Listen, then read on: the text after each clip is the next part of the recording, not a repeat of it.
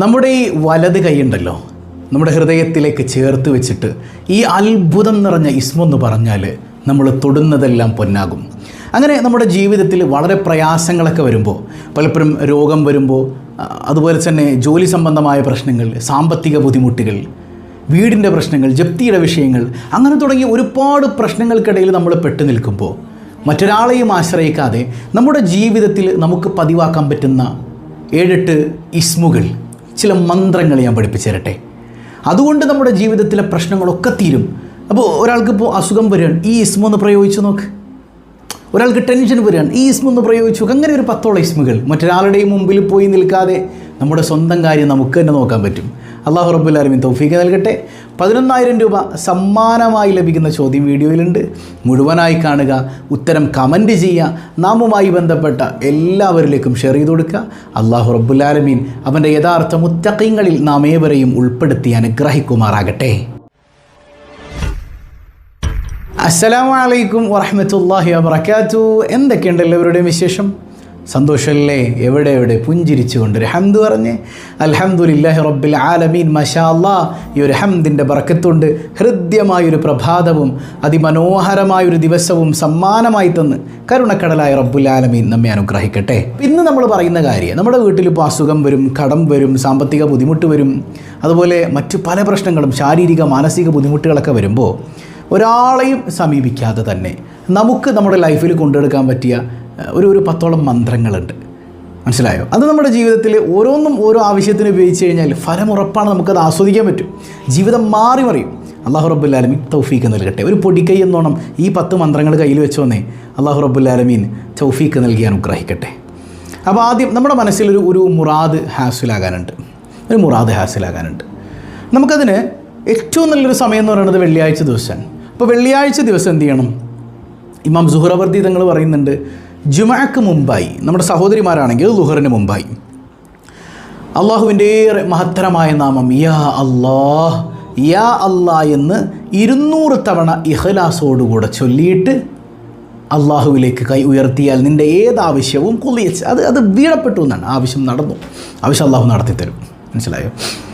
അപ്പോൾ ജുമഅക്ക് മുമ്പ് ഇഖ്ലാസോടുകൂടെ വേണം കേട്ടോ. ഇഖ്ലാസോടുകൂടെ നല്ല വുളുവൊക്കെ എടുത്തിരുന്ന് യാ അല്ലാഹ് യാ അല്ലാഹ് യാ അല്ലാഹ് ഒരു 200 തവണ പതിവാക്കി കഴിഞ്ഞാൽ അള്ളാഹു ആഗ്രഹങ്ങൾ സാധിപ്പിച്ചു തരും. ഇനി രണ്ടാമത്തെ ഒരു മന്ത്രം എന്ന് പറയുന്നത്, കടം കൊണ്ട് എത്ര മനുഷ്യന്മാരാൽ ഇടങ്ങേറാവുന്നത്, കടക്കണിയിൽ പെട്ടുപോയവർ.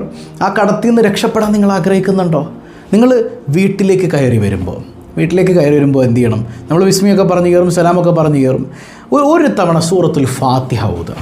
എത്ര തവണ? ഒരു തവണ സൂറത്തുൽ ഇഖ്ലാസ് ഖുൽ ഹുവല്ലാഹു അത് സൂറത്ത് ഓതുക. എത്ര വലിയ കടമാണെങ്കിലും, മല പോലെയുള്ള കടമാണെങ്കിലും അല്ലാഹു റബ്ബുൽ ആലമീൻ വീട്ടി തരുമെന്ന് മഹത്തുക്കൾ രേഖപ്പെടുത്തുന്നുണ്ട്. സിമ്പിൾ.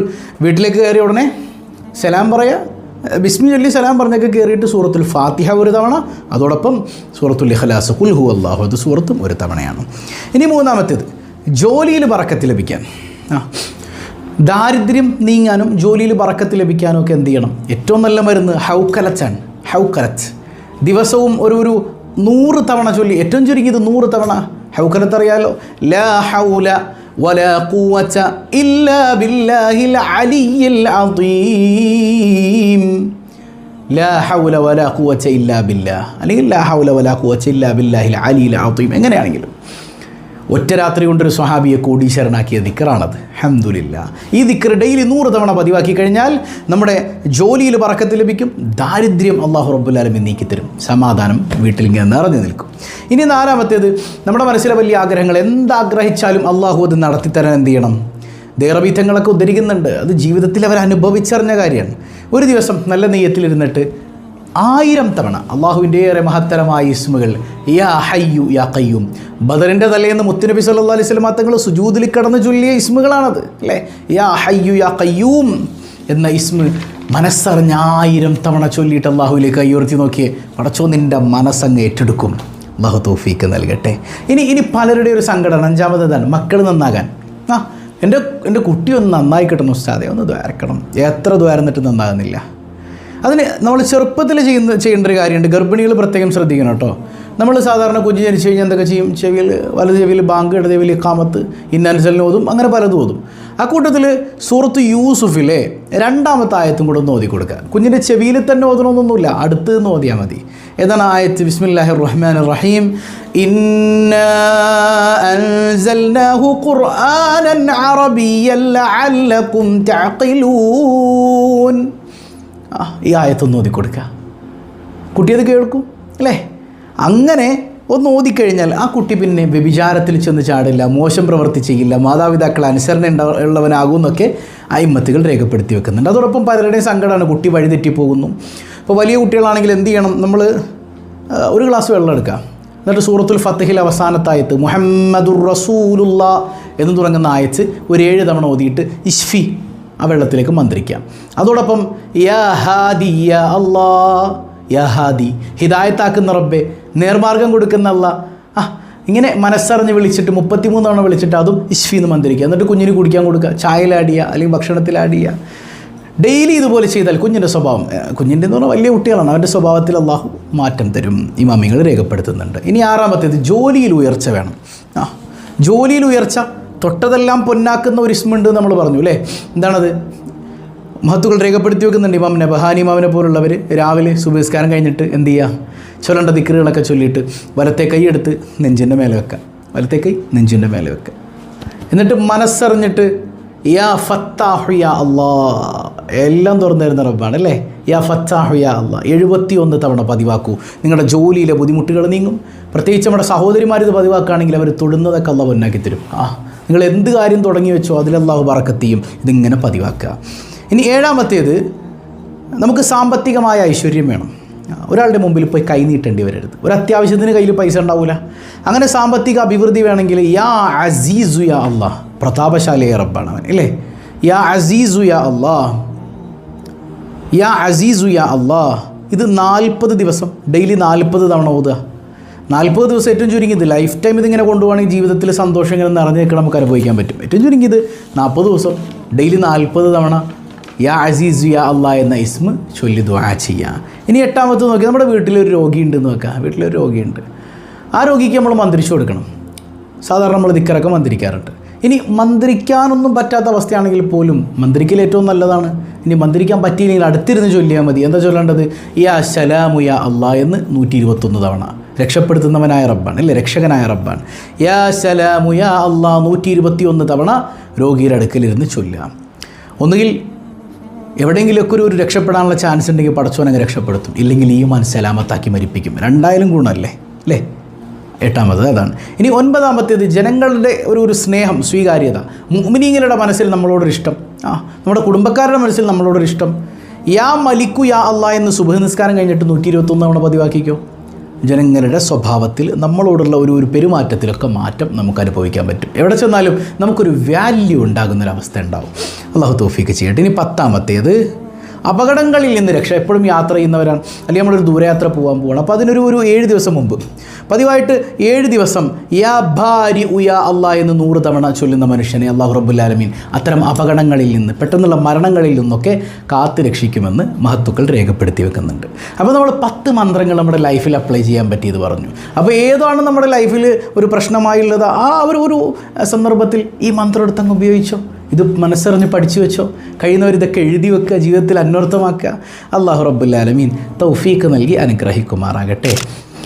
മഹാനായ യൂസുഫ് നബി അലൈഹി സ്വലാത്തു വസ്സലാം അല്ലേ? യൂസുഫ് നബി അലൈഹിസ്സലാമിനെ അവിടുത്തെ ഭാര്യയായി പിന്നീട് അല്ലേ? അപ്പോൾ ആദ്യം യൂസുഫ് നബി അലൈഹി സ്വലാമിനെ വശീകരിക്കാൻ നോക്കിയ ഒരു മഹദിയെക്കുറിച്ച്, ഒരു സ്ത്രീയെക്കുറിച്ച് ഖുർആനിൽ പരാമർശമുണ്ട്. എന്താണ് അവരുടെ പേര്? കമൻറ്റ് ചെയ്യുക. അല്ലാഹു എല്ലാവർക്കും ഖൈറും ബർക്കത്തും നൽകട്ടെ. പതിവായി ചൊല്ലുന്ന ദിക്ർ സുബ്ഹാനല്ലാഹി വബിഹംദിഹി അദദ ഖൽഖിഹി വറിദാ നഫ്സിഹി വസിനത അർശിഹി വമിദാദ കലിമാതിഹി. സുബ്ഹാനല്ലാഹി വബിഹംദിഹി അദദ ഖൽഖിഹി വറിദാ നഫ്സിഹി വസിനത അർശിഹി വമിദാദ കലിമാതിഹി. ഒരിക്കൽ കൂടെ സുബ്ഹാനല്ലാഹി വബിഹംദിഹി عدد خلقه ورضا نفسه وزنة عرشه ومداد كلماته. الحمد لله رب العالمين. اللهم صل على سيدنا محمد وعلى آل سيدنا محمد. അർഹമുർ റഹീമായ കരുണക്കടലായ റബ്ബേ, ഞങ്ങൾ പറഞ്ഞതും കേട്ടതും സ്വാലിഹായ അമലാക്കണേ അല്ലാഹ്. പടച്ചവനെ ഞങ്ങൾ പറഞ്ഞ കാര്യങ്ങൾ കൃത്യമായി അന്വർത്ഥമാക്കാൻ തൗഫീക്ക് നൽകണേ അല്ല. എല്ലാ പ്രയാസങ്ങളിൽ നിന്നും കാവലേകണേ അല്ല. അസുഖബാധിതർക്ക് ശിഫ നൽകണേ അല്ല. പടച്ചവനെ ഞങ്ങളുടെ കുടുംബങ്ങളിൽ ഐക്യം സമാധാനവും നൽകണയല്ല. പൊന്നുമക്കളെ നന്നാക്കണയല്ല. ഇണകളെ നന്നാക്കണയല്ല. പരീക്ഷകളിൽ ഉന്നത വിജയം നൽകണയല്ല. സിഹറുകൾ, കണ്ണേറുകൾ, പൈശാചികതകളിൽ നിന്ന് കാവലേകണയല്ല. വീടില്ലാത്തവർ, മക്കളില്ലാത്തവർക്ക് ഹൈറായത് നൽകണേ അല്ല. പടച്ചവനെ ഞങ്ങളുടെ തൊഴിലുകളിൽ അഭിവൃദ്ധി നൽകണേ അല്ല. ദുആ വസിയ്യത്തുകൾ ഒരുപാട് ടൈപ്പ് ചെയ്തു വെച്ചവരുണ്ട്. യാ റബ്ബന, ഇതുപോലെ ദുആ വസിയ്യത്ത് പറഞ്ഞൊരു സഹോദരി മക്കളില്ലാതെ പ്രയാസപ്പെടുകയായിരുന്നു. അവർ ഗർഭിണിയായി എന്ന സന്തോഷ വർത്തമാനം അറിയിച്ചിട്ടുണ്ട്. അതുപോലെ സിസേറിയൻ പറഞ്ഞൊരു സഹോദരിക്ക് അള്ളാഹു സുഖപ്രസവം കൊടുത്തു എന്നെല്ലാം ഒരുപാട് സന്തോഷ വർത്തമാനങ്ങൾ ഇങ്ങനെ കാണുമ്പോൾ ഇത്തരം നല്ല നല്ല വർത്തമാനങ്ങൾ അൽഹംദുലില്ലയിലൂടെ ആസ്വദിക്കാൻ ഞങ്ങൾക്ക് നീ തൗഫീക്ക് നൽകണേ അല്ലാ. അൽഹംദുലില്ലയിലായി ജീവിക്കാൻ, അൽഹംദുലില്ലയിലായി മരിക്കാൻ, അൽഹംദുലില്ലയിലായി സ്വർഗ്ഗത്തിൽ കടക്കാൻ ഞങ്ങൾക്ക് തൗഫീക്ക് നൽകണേ അല്ലാ. ഞങ്ങളിൽ നിന്ന് മൺമറഞ്ഞ എല്ലാവർക്കും മഗ്ഫിറത്ത് കൊടുക്കണേ അല്ലാ. ജീവിച്ചിരിക്കുന്ന മാതാപിതാക്കൾക്ക് ആഫിയത്തുള്ള ദീർഘായുസ് കൊടുക്കണേ അല്ലാ. ഞങ്ങളെ നീ പെട്ടെന്ന് വിളിക്കല്ലേ അല്ല.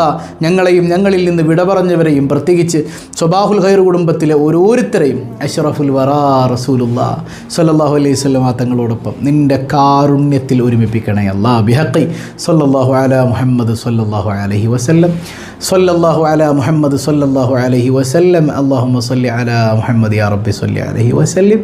വസ്സലാമു അലൈക്കും വറഹ്മത്തുള്ളാഹി വബറകാതുഹു.